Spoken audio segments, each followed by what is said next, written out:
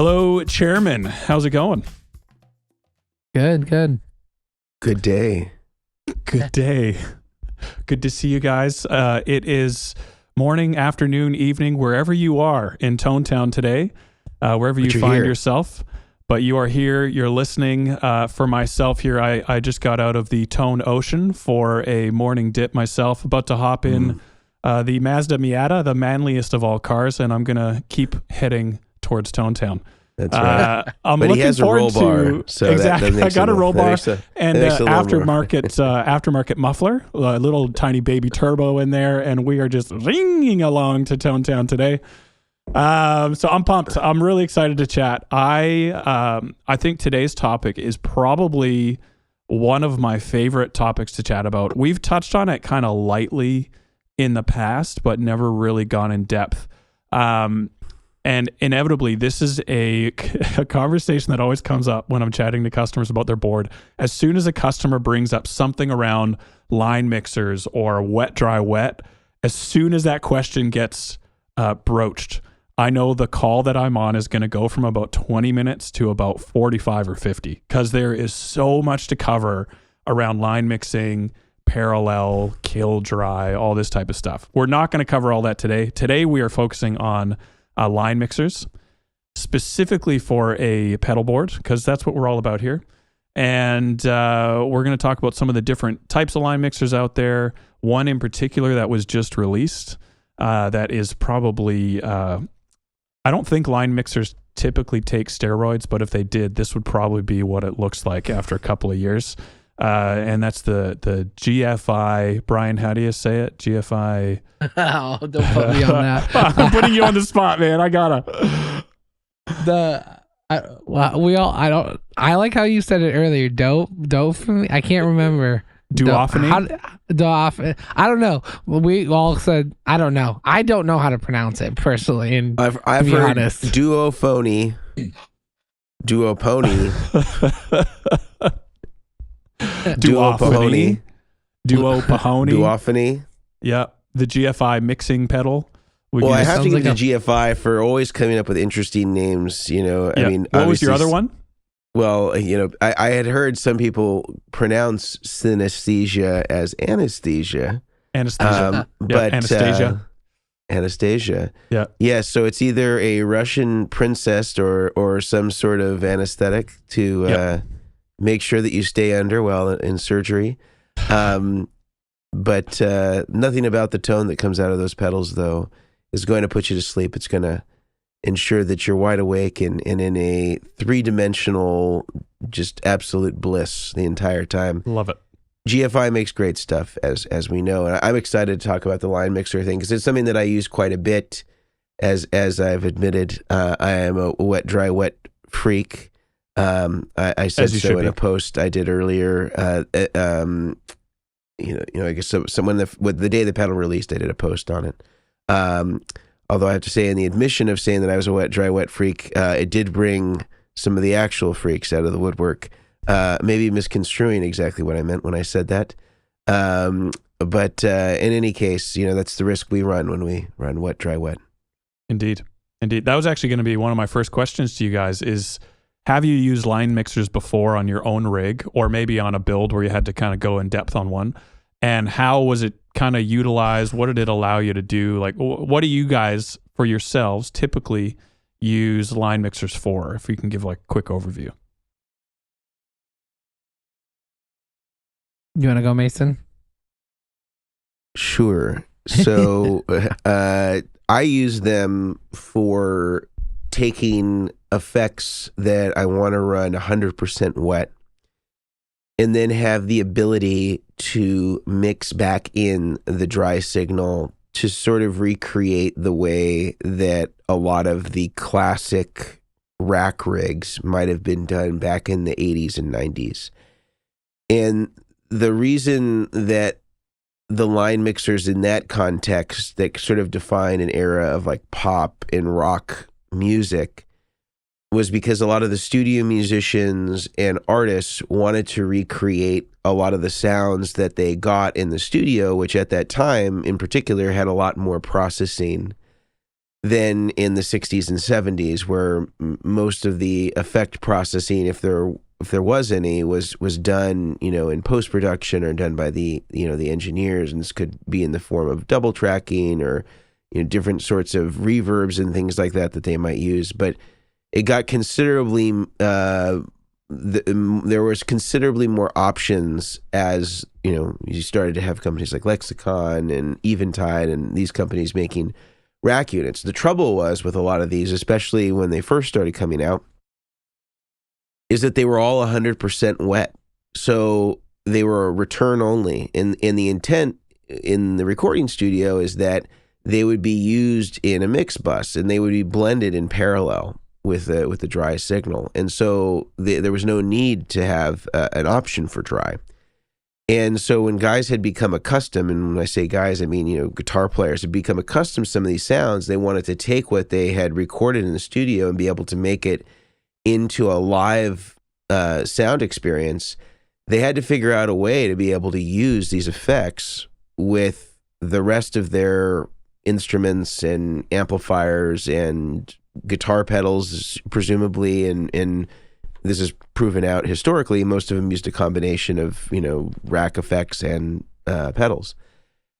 And the only way that they could make things work properly is they had to use line mixers. And at this point, it was much more primitive. It was like a Rain line mixer was sort of the early incarnations that you would see. They'd use them to be able to take those 100% wet effects and be able to have some of the dry signal brought back in. And because typically people weren't running 100% wet, in their wet mixes. They usually had some amount of dry in them. And I think typically it sounds better, in my opinion, with a little bit of dry in the wet cabinets. But this unit is really cool because it allows you to do a lot of those things, at least with the 2 channels that it has. When I'm sure that we'll get into other line mixers and stuff like that, but I use it to recreate that signal path.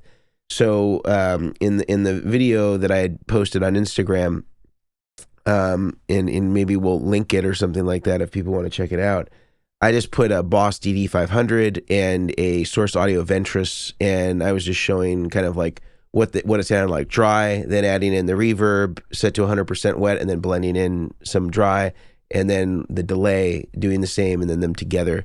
And it's just a really glorious sound. It just makes everything sound a lot bigger, and you get a lot of clarity on the delay repeats and the reverb decay. And I think it's just a really awesome way to get a studio quality tone, if that's what you're going for, to your guitar sound. And that's what I always really like. So for me, these sorts of devices are a must-have, and this is a really cool one. Love it. Yeah, I don't really get as many requests for these kind of mixers. I think it's purely just because it's been the size of a lot of them. Some of them can be fairly large, like the Musicom Lab, the Paralyzer, is that what it's called? I think that's Parallelizer. Paralyzer, you know what I just we talking about all these names.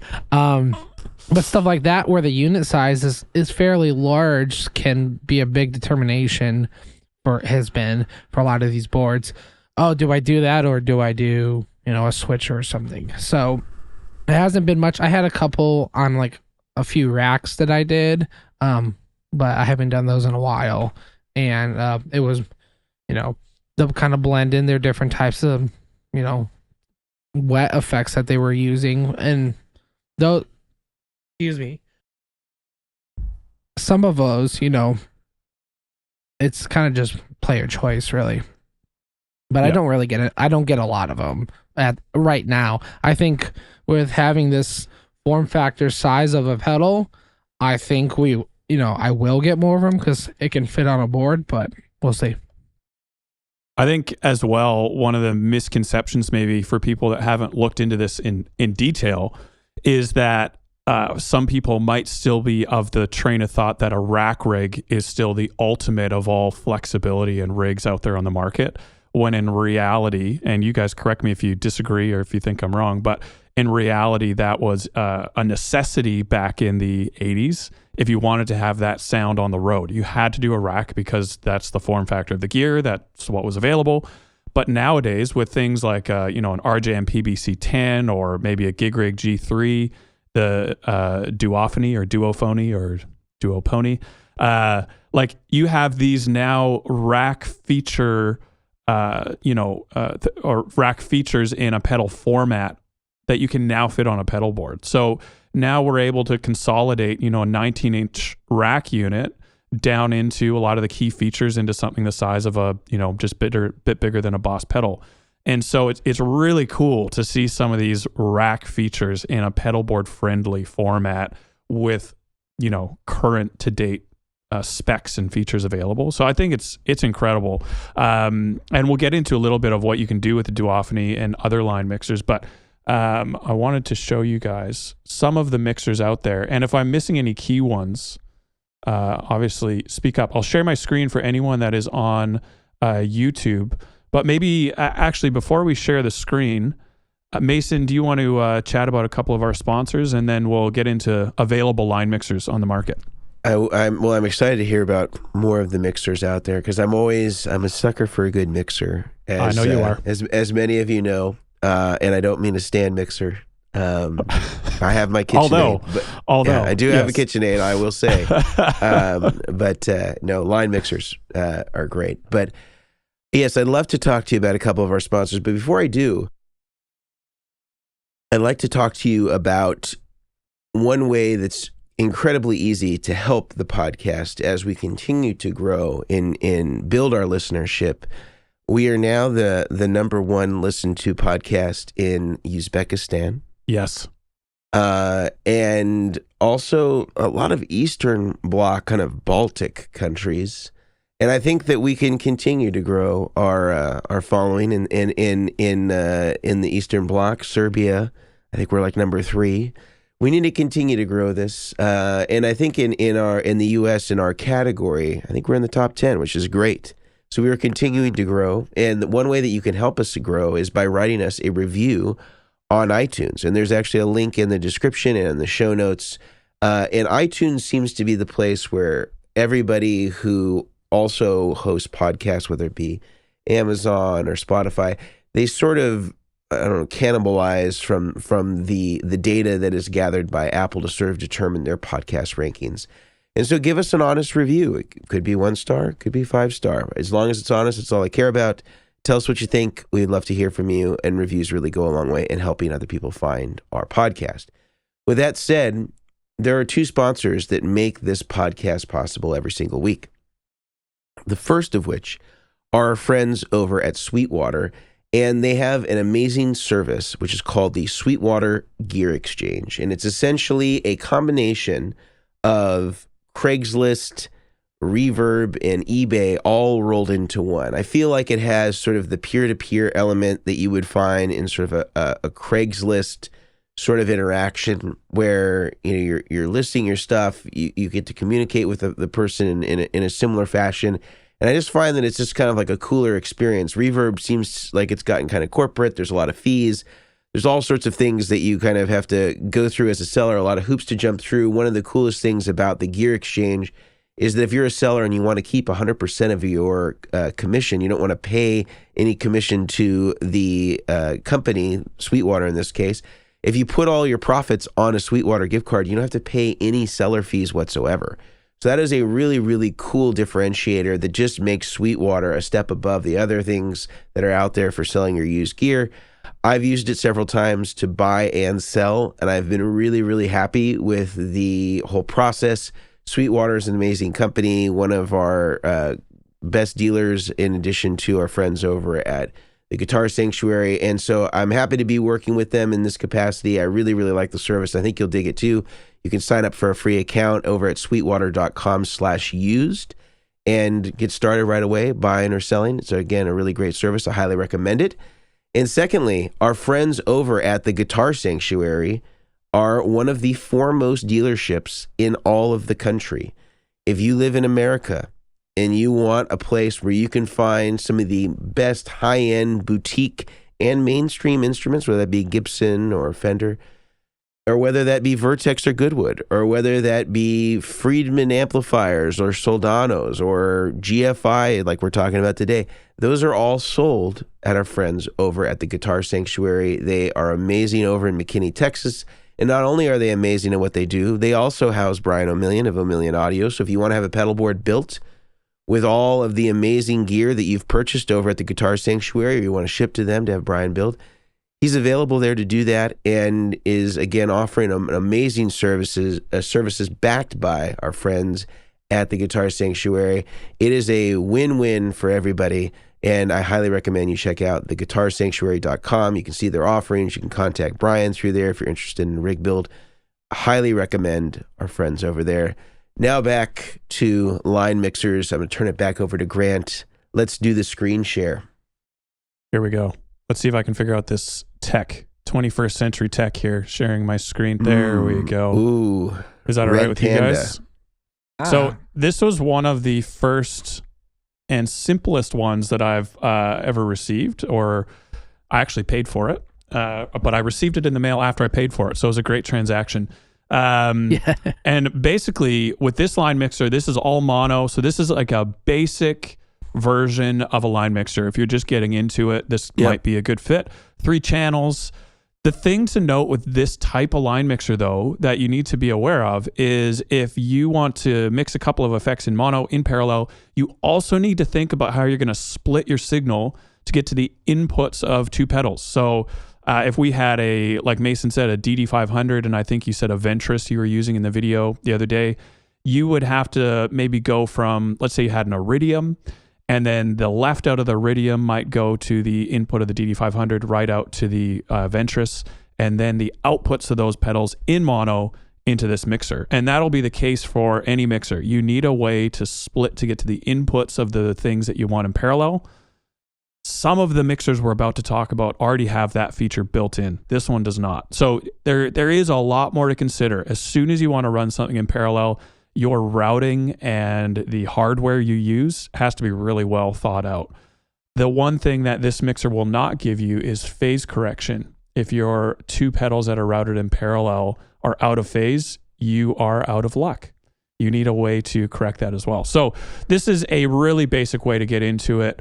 One that Mason put me onto, and a lot of you guys listening as well, is the Rolls stereo mini mix. Is this the one that you've personally tried, Mason? Yeah, this one's really great, and surprisingly, the buffers in it are solid, especially given the price points. Made in the USA. It's very compact. I know it's hard to tell from if you're looking at Grant's screen. It's hard to tell the scaling of it, but it's actually very small. It's roughly. I mean, it's not a standard size enclosure, so I'm trying to give you sort of like Capistan, maybe. It's even smaller than that. It's probably the width of the El Capistan, but like not as deep. Maybe like a third less deep than the El Capistan. Yeah, and great price point. It's really great. And one thing that I really like it for, separately from the wet, dry, wet context, is if you have something like a Iridium or a UA Dream or any of the UA stuff, or a Walrus, and you want to run your wet effects after, one of the big complaints that people have is I can't use my headphone out and be able to get all the effects. Well, if you run into this at the end with your last 2 stereo channels, you can just run it into any one of those 1, 2, or 3. You have a headphone out now that you can use, and it has everything, and it's a really, really cool thing to have. I really, really like this, and it's quiet, it sounds good, it runs on DC. I think this is a great unit. Cool. But again, correct me if I'm wrong, no phase correction. It does have balance per channel, which is kind of a cool feature. Yep. Where you can kind of pan each channel left or right or dead center. Which is great. The next one I wanted to bring up, this is on the Guitar Sanctuary website, is the Parallelizer, which we've already kind of brought up. The cool thing about this is you have the control for different loops. So you can, mute effect 1, 2, or 3, turn it on, off. You have different mix levels. You have a dry control as well, so this one I would say is really well thought out for something like a wet, dry, wet rig, or it's really with that MIDI in mind. And it does have MIDI. Yeah, which is great. A little bit more expensive, but to be honest, I have no idea how Rolls makes it in America and sells it for that price. As someone that manufactures things, I can't really believe that price point. But I think Dr. Rolls just he's got it going on. Well, he's from the Rolls-Royce fortune. Yeah. Yes, I made that up. I don't know if that's true, but it'd be cool if there was some connection. But yeah, I mean, this one's an incredible unit, but like Brian was saying, this one's quite a bit bigger. So you really have to want it on your pedal board, because you're going to have to give up some space to get it. Yeah. And then it's like a section of a switcher. Yeah. It's like pretty much. It's a big boy. Like, just over, I think I have one here. I'll go measure it. It's probably like it's like half the size of like a PVC-6, roughly. Yeah. Well, timeline-ish. Yeah, maybe not as deep, but about that width. Yeah. And then after that, we have the wetter box. This one came out a few years ago now, I think. And this one is, I would say, if I was going for a 2-channel mixer before Duophony came out, this would have been one of my top choices. Yeah, the interface is very similar in terms of like, except you have a foot switch on the to separate the 2 channels on the GFI. But as far as like having the 2 stereo loops, it's similar. Yeah. And this one, again, you have a whole bunch of guitar centric features. You can keep A on 100% and blend in B, the opposite. You can blend between A and B. And you have a bit of dry control in there as well. So a lot of great loops, also stereo capable, which is pretty cool, and at a pretty fair price point. Yeah. I don't know how to convert into US dollars, but it's probably low 200s. I think it's about 1-to-1 now. Is it? Yeah, we're pretty close, I think. Yeah, so very fair price point as well for that. And then this one by Radial, just because, they're a Canadian company. They make great gear. I just had to bring it up. Key Largo, another big unit, but a feature-packed more for the keys side of things, hence the name. I think they had keys more in mind for this, for the mixer. But you have basically 4 channels, I believe, and also in stereo, some XLR options on this as well, and I believe MIDI. But it's a big unit. And a lot going on in here as well. But feature list wise, it's probably more a huge extension on something like the Rolls, where it doesn't have a whole lot of guitar centric features on it, but some cool options as well. Any other ones that we should bring up before we get into the Duophony? Anything that I missed? I checked the exchange rate. I was wrong. It looks like it's for $190, or what was the gig rig price? Around 189-ish. 180. So 189 is about 230.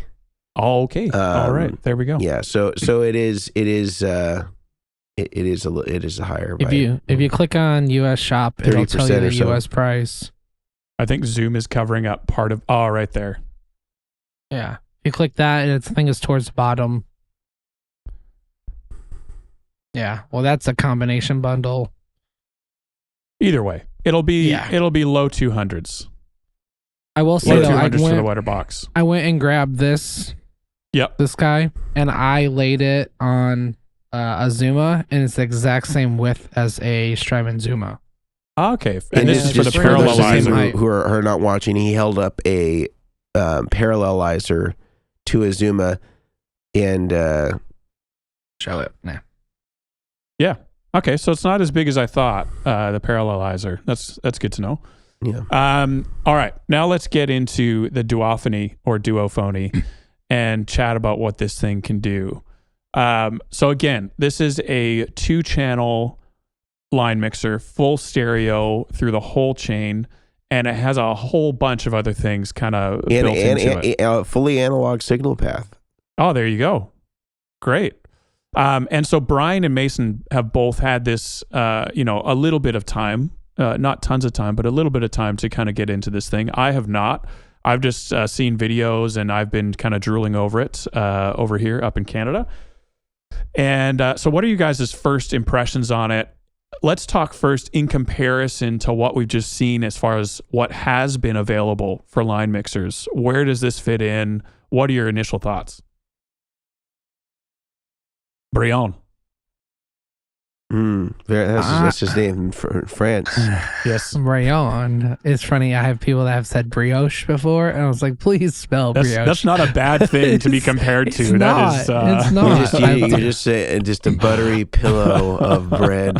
I guess. Always tasty. I will say for what's out there and for the capabilities, it's really cool. The size of it is insane. Like if you put it next to like a KTR, it's taller, but the same just barely profile. Yeah, just barely, but it's this exact same width and everything. Or it's like the height of the Duophony is higher. Yeah, let me see if I can get it. It's just barely, but even like, it's just barely. If you can hear, it's just barely wider too. Mm-hmm. But just for like the sheer power of what it can do and the touch screen and the menu and the USB and the MIDI, like it has MIDI in, and just the capabilities. I haven't even plugged into a computer. Expression. It's just crazy the amount of stuff it can do. I haven't even like touched the surface on what it can do, and it's really cool. And the thing I'm really impressed with, the amount of hardware, jacks, switches, knobs, screen, like Brian was saying, the amount of hardware they have fit in this pedal. And then you think about all of the circuitry that has to still happen inside to make all of this work. It's very impressive how they've managed to fit it in this size box. What about yourself, Mason? What are your first kind of thoughts, impressions on this thing? Well, from an engineering feat, I mean, it's definitely utilizing stuff that we have not seen typically on guitar pedals, where you have a touch screen. I have mine, it's still partially hooked up. I had to reroute from some cables, but you can literally use, like, I can manipulate my mix here, and I know that the screen is abbreviated if you're watching, but I can basically be running, my finger over it and adjust on each channel what percentage of wet to dry mix I want. And you have a lot of options as far as how you set it up. So you can decide how you want to cascade if you want them to be like series parallel or both in parallel with each other. It's just a really interesting experience. Obviously, you have ability to connect your computer as well. You have expression control over it. I'm sure for me, it's a lot less. There's a lot more options on it that I would use, because pretty much once I get a sound or like a mix dialed in, I'm typically not adjusting that. As far as it relates to the wet effects. But the really cool thing about this having MIDI that I was kind of considering as I'm thinking about like how I might incorporate this into a wet dry rig is that because it has MIDI and you can turn off the channels, I can actually put the two effects that I want to put in here and don't have to consider them in my wet effects chain in my switcher, because I can use the MIDI control to turn off those channels or have one channel on or the other channel on or turn them both off. And so if I have a PVC 10, now I have 12 loops because I've got these available now to be able to turn off. And even if I had a delay or a reverb that wasn't MIDI controlled, now I can have it be at least MIDI controlled to turn it on or off. And I don't have to worry about having to incorporate that into a loop in order to have that feature, because ordinarily anything that's outside of the loops of your switcher, if it doesn't have MIDI, there's no way for you to turn it off with programming. So this just adds an additional benefit to me in that I can either expand and have more loops, or I can use a more abbreviated loop switcher, maybe a PBC6, and then have this, and I get another two loops out of it. And then if I add in the insert loop in the PVC, now I have, basically 9 loops all in all. If I'm putting my wet effects in this mixer. So I think that's really cool as far as I can tell. And again, I've only spent, a little bit of time with it. And I posted a video of it again, showing the reverb, showing the delay, showing how I was mixing it in parallel. And I had a Soldano SLO and a Les Paul as the sort of the test bed. And I would say that, you can hear the dry signal, which is just the guitar straight into the Soldano. And then I'm taking the line out of the Soldano and then feeding the Duophony and then the delay and reverb that are both wired in their separate loops. And it's a really clean signal path. I mean, it doesn't sound like, there's any latency or again, it's 100% analog signal path. So there shouldn't be any issue with that. But it sounds really good, and I think it's a really cool pedal. I mean, the only other one that I've kind of seen out there that I'm curious about is the it's called like the Red Sea or something like that. Yeah, that one looks really cool too. And just by the way, we have the fourth chairman joining us. Here we go. Now the episode's gonna get even better. There we go. Hey, Ugly. Hey. And I appreciate that you put a toque on him. Thank you. Toques are the preferred head covering. Love it. Yeah, and he's got his Nebraskan teether, the corn cob. So for all of you here from Nebraska, watch your eyes. He actually has kind of like a Cornhusker tire on today too. Love it. He's looking good. Okay, so the other thing I wanted to chat about as well is what the Duophony does as far as solving a huge issue for pedals that don't have kill dry. And I'm going to do that right after chatting through a couple more of our sponsors. The first one that I wanted to chat to you guys about is mono creators. So I know all of us here at Chairmen have used and are using mono gear, whether it be a dual guitar case, a pedal board. They do an angled and a flat style pedal board. I've mentioned in the past, I love their angled boards versus other options out there, specifically being like a pedal train, perhaps because of how much room they have underneath and how light they are. Big fan of their angled boards. So Mono is actually doing 10% off their website, monocreators.com, if you use the code Chairman, and you'll get 10% off your purchase. So check out Mono for some really high quality gear. Also, we have Bestronix, or btpa.com. And I've mentioned as well before that I love going there when I can't find some gear for a pedal board build, or I really need some bulk cable. Again, I feel like every story I have every Chairman episode, I have a new story about Bestronix. But this week, I have a customer that needs some patch cable for their board, but they need a red jacket. They wanted to separate their wet effects out from the rest of their pedal board with red cable. And so I emailed Brad. Again, like I always get in touch with Brad and he gets back really quick. So I need some red cable. What do you got? He gave me a couple of different part numbers. I found the one that fit the specs I needed, ordered it, and we're good. And so like Bestronix has helped me out. Most weeks I have some odd request and they're right there to help. So go to Bestronix, btpa.com, and use the code DACHAIRS, DACHAIRS, for 10% off your order. So check out Bestronix. So those are the two sponsors. And now back to the show. I wanted to chat about the big thing that people often don't think about if they want to run parallel. And that is if you have a wet effect that does not do kill dry. And this is one of those terms that gets misunderstood. It is the black sheep of the guitar pedal board world. What is kill dry? What does it mean? All that. Essentially, if you guys have a better way of describing this, please do.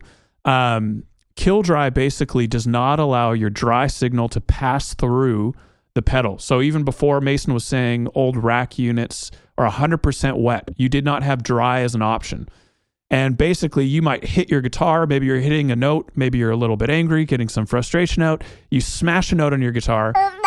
In kill dry, I know, Oakley. In kill dry, that initial hit, that initial attack of the strings will not pass through to the outputs of the pedals. But if you had a reverb, only the reverb decay or the reverb effect would pass to the outputs of those pedals. So that's kill dry. How is that different from just maxing out your mix knob to 100%? Basically, in the short version, depending on your pedal, it's not. It will still not allow dry to pass through, except when you do have a pedal that can do kill dry and you pull the mix knob back, instead of mixing dry back in, it only reduces the amount of effect all the way till it's muted. And one other thing, this is important for, I know this is a long ramp up to Duophony, but this is important to understand. The other thing, when you turn that pedal off, that line is muted. That's kill dry. Whereas if you don't have kill dry as an option, you turn the pedal off and you're back to 100% dry passing through that pedal again.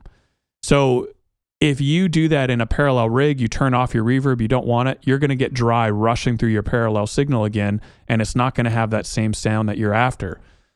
Duophony can take a pedal that is set to 100% mix that does not have kill dry, and you can just turn that loop off and it mutes the loop. Or you can add in dry with the Duophony separately to the wet effect itself.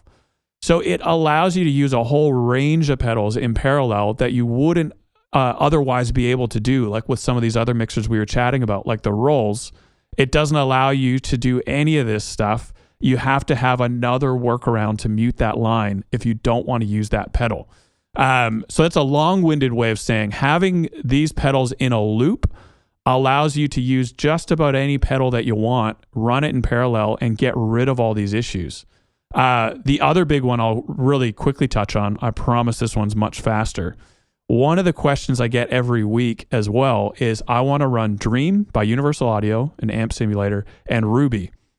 And as soon as I tell people those are by stock, they are out of phase with each other. So running them in parallel, you're going to run into issues. They basically are quite disappointed with me. Some angry, some not so much. But with Duophony, you could actually flip the phase on one of the loops and correct it. And now you can run Dream and Ruby at the same time in parallel, phase corrected, and you can mix between 100% Dream, 100% Ruby, or any combination in between. I was doing it with my hand for those listening like I was turning a knob, but actually on Duophony, it would be more mixing between a touch screen on your finger. And so like that issue, again, is corrected. So that's a very long-winded way. I don't think I've ever talked that much for one stretch of my life. So thank you guys for bearing with me. But it solves some key issues that if you aren't familiar with line mixers, you won't realize that you need to solve them until you have the problem that needs to be fixed. So love that about this as well. I did want to chat about the LFO. I don't know if you guys want to pipe up on this, Brian or Mason. Have you guys had a chance to use the LFO options on this as well? I have not. I have not used the LFO option. Tell us about it, Grant. I have not either. Okay. So, I mean, I know. So the LFO, low frequency oscillator, it allows you have two loops, let's say an X loop and a Y loop on the Duophony. And this LFO, through different waves, sine, sawtooth, reverse sawtooth, I think it does a square wave and one or two others. You can pan back and forth between the loops, again at different mix levels. And basically what this allows you to do, you might have an overly saturated reverb on one side at 100% wet, and maybe, I don't know, a delay on the other, or some kind of octavey, type modulation type sound on the other. And you can basically move in between reverb and this octavey type sound and create another new effect because you're able to oscillate between the two. And it can create, especially for maybe ambient guys or shoegaze or whatever it is, you can create whole nother levels of sound by programming just a mix knob going between the two, of which you would not be able to do as easily kind of with your hand moving a mix knob. Firstly, because you need to be playing your instrument. And secondly, it does hard stops and starts and all that. So the LFO as well was something that as soon as I saw it, my first thought was, I'm not a creative enough guitar player to know how to really use this well. But I love seeing other people. Mark Johnston did a video on this on his channel using the LFO, and he just comes up with awesome stuff. And it was really cool, the soundscape type stuff that he was coming up with just using the LFO and a couple of cool pedals alongside it. So again, this is something that up until now, no other mixer that I'm aware of combines all of these features, or even even half of the features that this thing can do into the one unit. So all of this, I'm just hyping myself up, getting really excited to use it, to be honest. I really want to get one of these things, but I haven't been able to yet. Brian, you have something to say? This is a side question. What on earth is shoegaze? I'm just going to be honest. What is that? It's like if you were in a venue listening to a shoegaze band, you would just be head down, staring at your shoes, lost in the moment, just kind of gazing away. Better Gazing away. Okay. Yeah. Okay. I'm not a huge shoegaze guy, as you can probably tell by my description of the style of music. But I'm sure there's much better options out there. But got it. Yeah. Okay, I just had to clear that up because I'm sitting here like, I'm like, shoegaze. What is that? Is that a new genre? We can all look it up next week and come with our favorite shoegaze bands after an intense week of listening. We should. Yeah. No, I mean, I would say, from this device, I'm excited to really dive into doing some MIDI stuff with it, programming it with a PBC10, giving yourself more loops. And I think if anything, the fact that you can take, an analog pedal, say, I don't know, a Memory Man from Diamond, like we talked about the last episode, like you can put that in this loop and pair it with something else, and like you can essentially make that analog pedal presettable to turn on and off too. That's like another really cool thing about it. So I think the size of it, the price, everything that it can do, it's really exciting. So yeah, I'm excited about it. Love it. Yeah, it'll be cool to see, and being able to hook up an expression pedal and do live mixing between the two if you don't have a MIDI controller is pretty cool as well. I think that expression thing is very useful, and I know that the Wetter box had that option too. Yep. But I think you can also control what it's doing. So you could have it do LFO on one preset, and it's got presets. So you could have LFO. You could be doing mix. You could have it only doing one channel and not the other. So there's a lot of cool and interesting ways because it has the digital control, even though it's a fully analog signal path. Yeah. And Oakley, of course, agrees. I don't know if you guys noticed, but he was a little bit outspoken about the whole shoegaze thing. Sorry, guys. I shouldn't have brought it up. Tell me about it. No, he's more Norwegian death metal. I got that vibe. I looked at him today. I was like, he's a death metal kind of guy, Yep. Fits the bill. He definitely gents, I'll say that. The other cool thing that we've brushed on, but I think with this that it allows you to do is it's also a loop reorder. So you can change the order of the X and loop on command as well. X and Y loop, sorry. And I would just be very curious to try. I know that I am possibly on my own on this one, but I would be very curious to try this with a couple of different gain style pedals, changing the order, parallel, series, all that per preset as well, and getting some. I have no idea what an LFO would sound like between a couple of gains, but I'm curious to try it. And so I think the experimental side of me is pretty excited to get this on my board as well. But before we finish up for the episode, Brian, do you want to tell us about our last sponsor? Yeah, of course. So with, pedal boards and building and, rig, setting up your board and stuff, you want to be able to have good products for like boards and cabling and bridges and just all the types of materials that you need to do a board. And that's with Creation Music Company. And they are running a coupon, Chairmen 15 for 15% off. It does not include like their custom Elevation series, but it does include like all their other stuff. So like their zip ties and anchors and all their plugs and cable and pedal boards and surfaces and bridges and everything. So they're just a really good one-stop shop to get all those kind of things that you need. And I use them for everything on top of Bestronics and Mono and everyone. But Creation is a great company. John and them are amazing. So go and check them out. Love it. And you were saying the other week that if you don't get a couple Creation shipments every week, it's a slow one for you, right? Like you're always getting something from them. If I only get like 2, then that's like super slow. I usually get like 5 or 6 because I'm always ordering cases. Yeah. So. Yeah, and you get that 15% off discount. It's practically free. That's Hawaii. That's Hawaii at the end of the year, right there. That 15% adds up. Right, so ugly?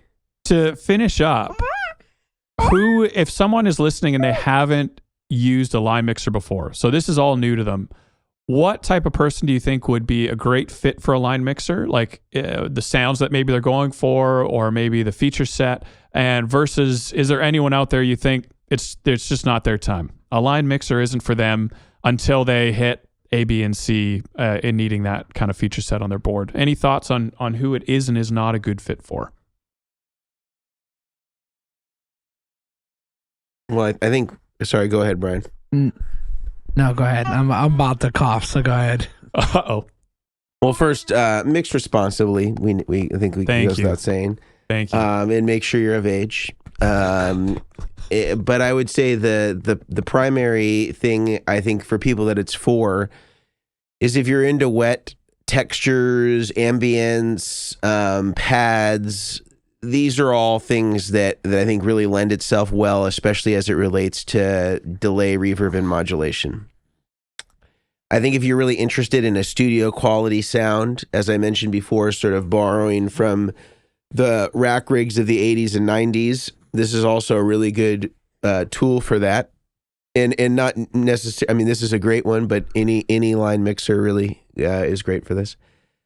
And I'd say the people that it's not for is somebody that, is got a more abbreviated setup, or they don't really care about a studio vibe. They want to have more of like a raw and maybe less fidelity to the sound. I think it comes down to, I think, the way that you like your wet processing done. Of course, this can be used for a myriad of other things, but I really think of them as tools to kind of help improve the fidelity and sort of align your processing sound to be more like a studio. Love it. Yeah. So Norwegian death metal, maybe not as much for the line mixer. I mean, you never know. I mean, they have that kind of gated reverb thing sometimes, so it could be a thing. Okay. We don't know. Fair enough. They probably use neural DSP stuff. That's also true. Popular. Which you could do a lot of the feature set of what we chatted about today on a neural DSP as well. Brian, any thoughts from you? Yeah, I mean, I would say it's not going to be like in a circumstance of like for what I play, something that I'm going to need as much. I think it's more of the I think a lot of keys players could probably utilize it. I'm not saying that you can't use this in certain genres. You definitely can.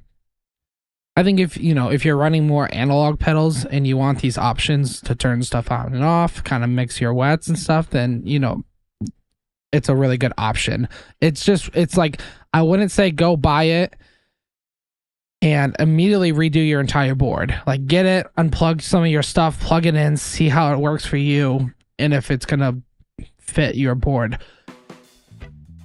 Because if you get it and you do all this stuff and you invest the time into doing it and then it's not for you, you just wasted a ton of money, a ton of time. And it's, it's just one of those things that it's like, oh yeah, I got so hyped up in it. And I'm not saying it's bad. I think it's amazing. It's a beautiful piece. I can't stop looking at it. It's just super cool looking. But I think when it comes down to this one or this guy, like anything that you're going to use, get it, set it down, plug it in, like Mason's video. He plugged it in, he was just like basic, just plugged it in, tested how it sounded and loved it. So just like do your research, test it out. A lot of manual reading, but it's worth it. Love it. Very cool. I think Oakley has also spoken up. I don't know if he has anything else to say here, but I've appreciated his input as well. It's mostly incoherent, but I feel like we can later we'll try running the SM7B here into the parallel line mixer and see how his the babble sounds. I love it. I love it. Yep. I don't have anything else to add, guys. I think we've covered a lot today with the line mixer. It is a sound that I will say, running your effects in parallel, it has its own vibe. I have had a lot of customers try it and not like it, not for them. A lot of other customers try running in parallel and they can't imagine ever going back. And so it is, like Brian was saying, I think it's great advice of don't commit right away, but experiment with it, see how it sounds for you. And obviously with the Duophony, you can kind of experiment very quickly between series, parallel, and reversing the order of the loops as well, which is pretty cool. So that's about it for me. Thank you guys so much for listening. I feel like we're about half a kilometer for all of you metric measurement people closer to Tone Town today. It was a good journey. Half a kilometer. My Niata is running well, and I'm looking forward to next week. All right. Thanks, Grant. Thanks for leading us in the mixing discussion. My pleasure. See you guys next week. All right. Later. See you next week.